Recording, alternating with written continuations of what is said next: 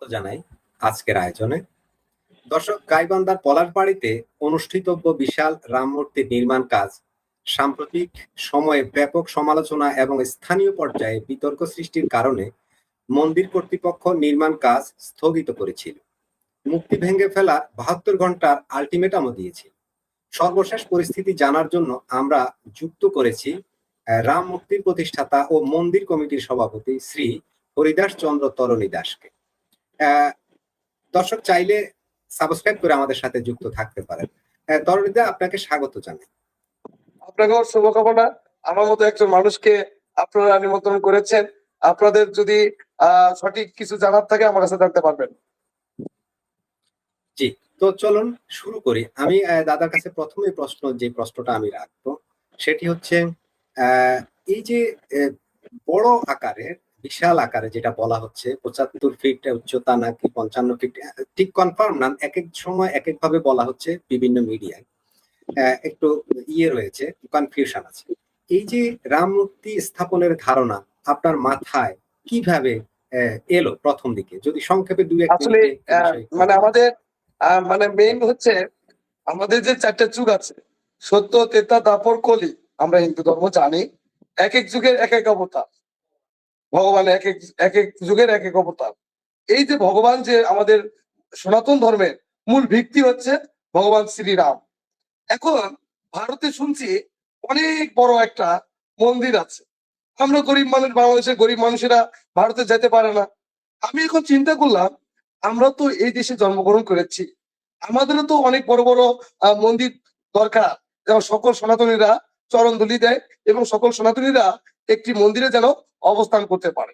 সেই চিন্তা থেকে আমি ভগবান শ্রী কৃষ্ণের ভক্ত, সেখানে শ্রীকৃষ্ণের সাথে শ্রীরামের একটা বিগ্রহ হলে সুন্দর হয়। সেই মাথার থেকে আমরা বাংলাদেশের সনাতনীরা দেখাতে চাই যে ভারতের চেয়েও আমরা বড় বিগ্রহ বানাতে পারি। যেহেতু ভারতের ৭৭ ফিট বা ৭৮ ফিট, বাংলাদেশে ৮১ ফিট হলে তাহলে বাংলাদেশের ভক্তরাও বাংলাদেশ ভারতের ভক্তরাও বাংলাদেশে আসতে পারবে। সেই জায়গা থেকেই, সেই স্বপ্ন থেকেই, সেই চিন্তা থেকেই আমার এই চিন্তা ধারণা।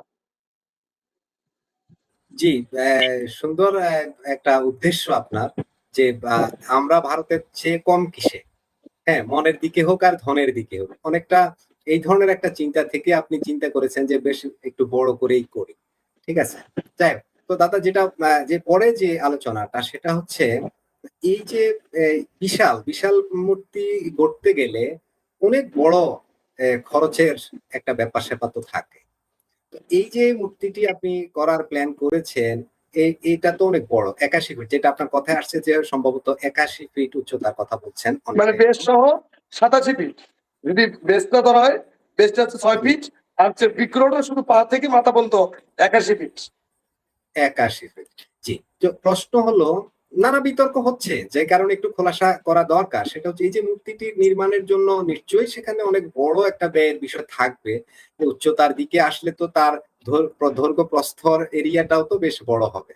এই যে বিশাল ব্যয়, এই অর্থায়নের উৎস কি? নানাজন কিন্তু নানাভাবে বিষয়টাকে কিন্তু ব্যাখ্যা করছে। হয়তো কারো কাছে সঠিক তথ্য নেই, অনুমান ভিত্তিক অনেক কথা আসছে। সত্যটা জানা প্রয়োজন। আসলে আয়ের উৎসটা কিভাবে আপনি সংস্থান করছেন? আচ্ছা, ভেরি গুড কোশ্চেন।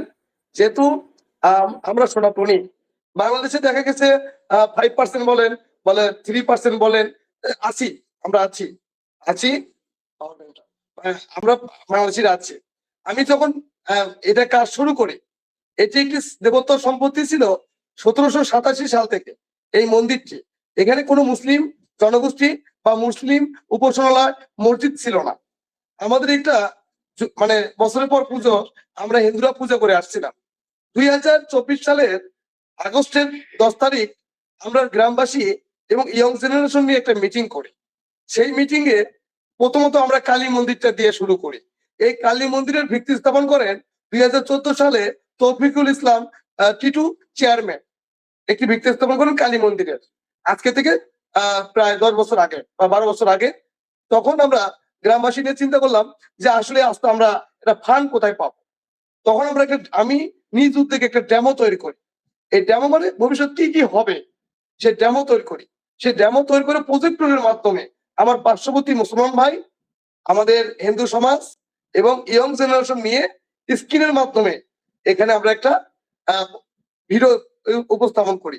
ভিডিও উপস্থাপন করার পরে প্রথম আমরা করি আদি যুগের শিব, যেটা আমাদের ভারতে আছে। সেই আদি যুগের শিব 32 ফিট কমপ্লিট করি। সেখানে সকল মুসলমান ভাইরাও উপস্থিত ছিলেন।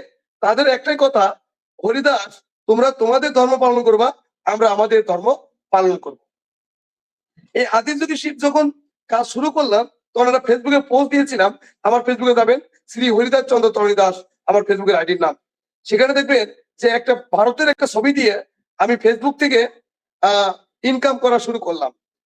বিভিন্ন আহ মন্দিরের উন্নয়নে দান করো। আদি যুগে শিবে আজ 22 লাখ টাকা খরচ হয়েছে, 22 লাখ টাকা। সেখানে ভক্তরা বিভিন্ন ধরনের অর্থ দিচ্ছে। এরপরে আমরা আরো একটু চিন্তা করলাম যে আদি যুগে যখন হয় আমাদের তো ভগবান কৃষ্ণকে লাগবে।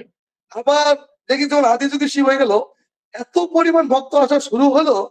আপনি একটা সার্চ দিবেন, বাংলাদেশের সবচেয়ে দুর্গাপূজা বড় কোথায় হয়েছে?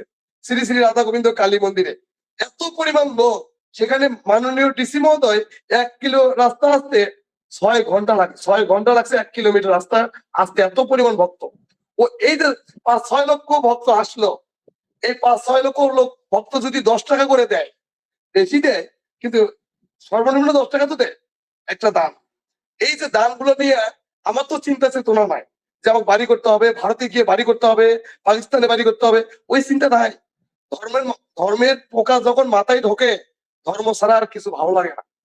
তখন এই অর্থগুলো দিয়ে ভগবান শ্রীকৃষ্ণকে আমরা একটা কমিটির মধ্য দিয়ে আমরা তৈরি করলাম। সেটাতে নিমন্ত্রণ ছিল ইন্ডিয়ান হাই কমিশনের, যে গল্পটা বলা হচ্ছে যে ইন্ডিয়ান হাই কমিশনের মন্দির উদ্বোধন করছে, না, এটা সঠিক নয়। ইন্ডিয়ান হাই কমিশনার উনি শুধু একটা বিগ্রহ উদ্বোধন করছেন। উনি Rajshahi deputy high commissioner Manoj Kumar, উনি গিয়েছিলেন ডিসি সাহেবের কাছে। কিন্তু ফেসবুকে যখন দেখছেন যে একটা সুন্দর মন্দির হচ্ছে, উনি আসছেন। আমার তো লোভ হইতে পারে যে এখন বিদেশি হাই কমিশনার উনি মন্দিরে আসলে 4-5 লাখ 10 লাখ টাকা দান করতেই পারেন। আমার তো একটা লোভ থাকতে পারে কিনা বলেন। এই সুবাদে আমি ওনাকে দিয়ে একটা বিগ্রহ উদ্বোধন করি। যখন ভগবান শ্রীকৃষ্ণের বিগ্রহ হয়ে গেল, আরো ভক্ত বাড়লো। এটা এত বড় মন্দির বাংলাদেশে। তখন ওখান থেকে রানিং আসতেছে, মানে স্ট্রাগল একবারে রানিং আসতেছে। তখন আমরা চিন্তা করলাম যে ভারতের রাম বিগ্রহটা আমরা করব, তবে তার সমান নয়। আমার কাছে আমার ভগবান বড়, আমার কাছে আমার ভগবান বড়, আমার কাছে আমার ধর্ম বড়। সেই ধর্ম বড় এবং আমার কাছে আমার ভগবান বড়, সেই উদ্যোগ নিয়ে আমরা 81 ফিট রামের বিগ্রহ কাজ শুরু করলাম, যেটি 100%-এর মধ্যে 80% কমপ্লিট এবং 20% কাজ বাকি আছে। তো এখানে মিস্ত্রি নিচে 6 লক্ষ টাকা তাদের কন্ট্রাক্ট। আর বাকি যে কাজগুলো রড বালু সিমেন্ট বিভিন্ন ভক্তরা দেওয়া শুরু করছে। কেউ সিমেন্টও দিছে 200 বস্তা, কেউ ওই রড দিছে 1 টন। এগুলো তো ভক্ত দেয়, ভক্ত যে নাই তা না। যারা দুর্নীতিবাজ, যারা প্রতারক, তারা মসজিদ করে না। যারা ভয় করে, মৃত্যুর ভয়, তারাই কিন্তু মন্দির মসজিদ করে। এটা আপনারা দেখে রাখবেন। আর মসজিদ মন্দিরে কাজ শুরু করলে সেটা ভগবানই সমাপ্ত করে। এটা আপনারা জানেন কিনা জানি না, এখানে কোনো দুর্নীতি টাকা লাগে না। তারপরে এই পর্যন্ত আমার 23 লক্ষ টাকা আমার রামের বিগ্রহের পেছনে খরচ হয়েছে, সম্পূর্ণ ভক্তের টাকা, সম্পূর্ণ ভক্তের টাকা। বলুন দাদা, আয়ের উৎসটা আমরা পেলাম, সেটা হচ্ছে প্রথমত আপনি স্থানীয় জনমানুষ যারা ধর্ম বর্ণ নির্বিশেষে তাদের মতামত নিয়েছেন, তাদেরকে আপনার প্ল্যানটা শুরু করেছেন, সেখান থেকে অনেকেই আপনাকে উৎসাহ দিয়েছে, তারপর নেমেছেন এবং অর্থনৈতিক ভাবেও ভক্তরা সহযোগিতা করেছে। যাই হোক, আমি একটু একটা কমেন্ট নিয়ে নেই মাঝখান থেকে, কারণ অনেক কমেন্ট হয়তো কমেন্ট গুলো হারিয়ে যায়, পরে আর খুঁজে পাইতে আমার কষ্ট হয়। একটা কমেন্ট নিয়ে নেই। এই ধরনের কথা কিন্তু হচ্ছে, এই কমেন্টটা, যে তথ্যটা, যে প্রশ্নটা করা হয়েছে, এই ধরনের আলোচনা কিন্তু সোশ্যাল মিডিয়ায় একদম ব্যাপক। তিনি বলতে চাচ্ছেন মোহাম্মদ শাহিন শাহ, তিনি বলছেন আপনি মূর্তি বানাবেন কিন্তু মন্দিরে রাখবেন, ভগবান মন্দিরে থাকে, বাইরে কেন? ভগবান কি 81 ফুট লম্বা থাকে?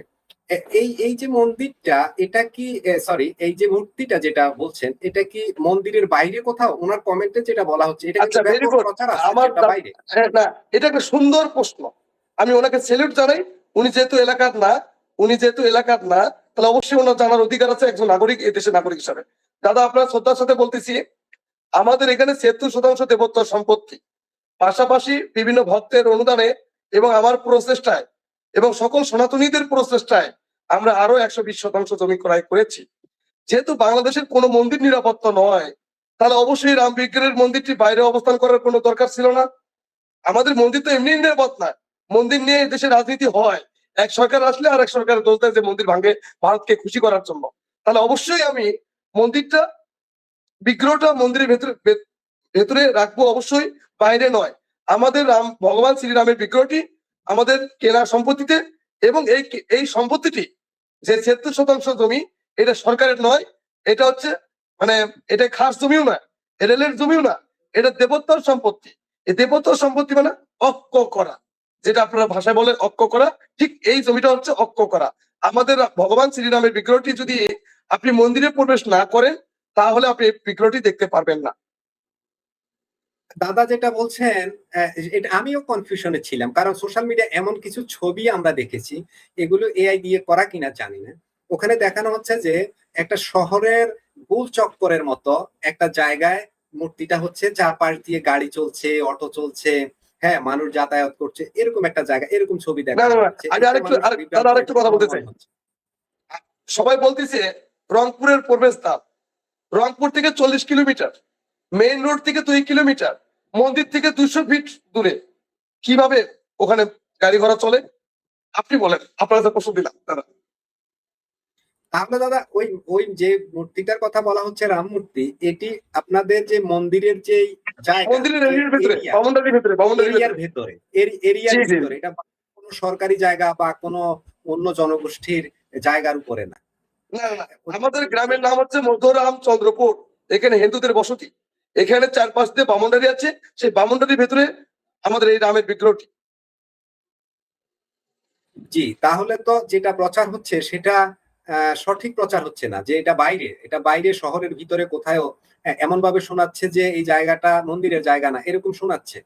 যেভাবে দেখানো হচ্ছে বা বিভিন্ন ছবিতে আমরা যেভাবে দেখেছি, এই ছবিগুলো হয়তো এআই দিয়ে বানানো, এমনটা হতে পারে। যাই হোক, আমি তাহলে অন্য প্রসঙ্গে যাই, যেহেতু আপনি অনেক ব্যস্ত, যেহেতু খুব ঝামেলা চলছে ওই বিষয়গুলো নিয়ে, আপনাকে অনেকের সাথে না না, নানাভাবে আমার আলোচনা ঝামেলা করতে নাই, হবে। শুনে, আমার কোনো ঝামেলা নাই। ভালো বন্ধু থাকবে, যেমন খারাপ লোক থাকবে তেমন ভালো লোকও থাকবে। অনেক মুসলমানই বলতেছে ভাই করেন তো আপনার কাজ, আপনি করেন তো, আপনার ধর্ম আপনি করবেন, আমাদের সমস্যা কোথায়? কিছু লোক থাকবে, সেক্ষেত্রে আমি কোনো ভয় পাওয়ার কোনো ব্যক্তি না। আমি এই দেশের নাগরিক, আমার অধিকার নিয়ে আমি আমার মন্দির করতেছি, সেখানে সরকারের অনুমতি লাগে না, মসজিদ মন্দিরের সরকারের অনুমতি লাগে না। জি, যে প্রসঙ্গ সেটা হচ্ছে, এই যে মুক্তি নিয়ে যে বিতর্ক তৈরি হয়েছে, সেটিকে আপনি আসলে কিভাবে দেখছেন? এটা কি কাম্য ছিল? দাদা যদি ২-১ মিনিটে বিষয়টা একটু বলেন।